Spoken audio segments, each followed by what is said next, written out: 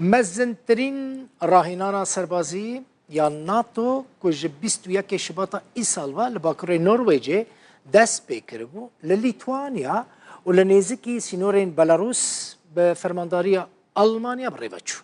فرماندار هزین بجاین آلمان دوی مناوره عسکری دا راگهاند که جه سال 1988 و مزنترین راهینانا ناتویا. مناوره لیتوانیا به بشتربونا هزین آلمانی، هولندی و لیتوانی ته انجام دان. تورا مدیای روداویجی جبور رومال کرنا و مناوره سربازی یا مزن وک دزگه که مدیای یا جهانی هاته و خوندن.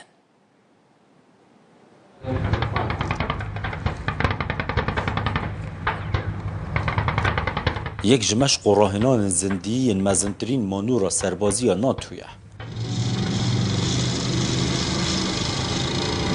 براوان دومدرش ستیت فاست دفنده ناو اوی مانورا سربازیه که جه 22/1/2024 و جه با کور نرویج دست بکر بو تا که رومانیا و داویا گلانه بردوامه.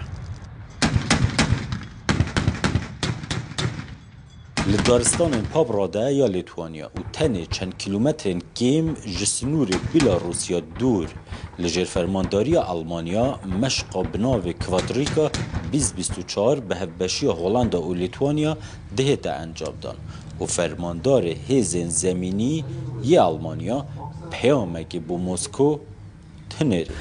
Quadriga, das ist der deutsche Beitrag zu Steadfast. اف مزنترین مشق و راهنان ناتو جه سال 1998 ورده واتە ژێ پشتی دەویهاتنە شەڕی سار و حتا نەها گوادریکا بەشەمەیە و ئەمێ دەم لە دەست بەرسەوە هەر گەفەکێ دراماتیکە رووسیایی بدن وێ دەرێ دەسەڵاتە پوتین تەنێ 15 کیلۆمەتریان دوورە پشتی وێ دەوەرێ سینورên بێلاروسە لە وێ دەرێ ئارتشە ئەڵمانیا سۆزên xwe بجیهتینە بۆ پاراستنا çargûşeya NATO.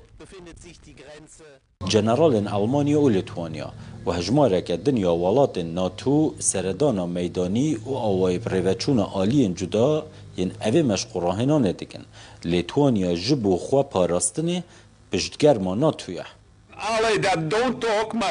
Em gelekî naxivin biryariya karîker didin, ev ji destpêkê vevroja ku em bûne endamên NATO hepeyona NATO hawiye. Me hemiyan jî ev nerîn û helwest heye, bawiya me jî bi hevdû û hevgirtinbûnê heye.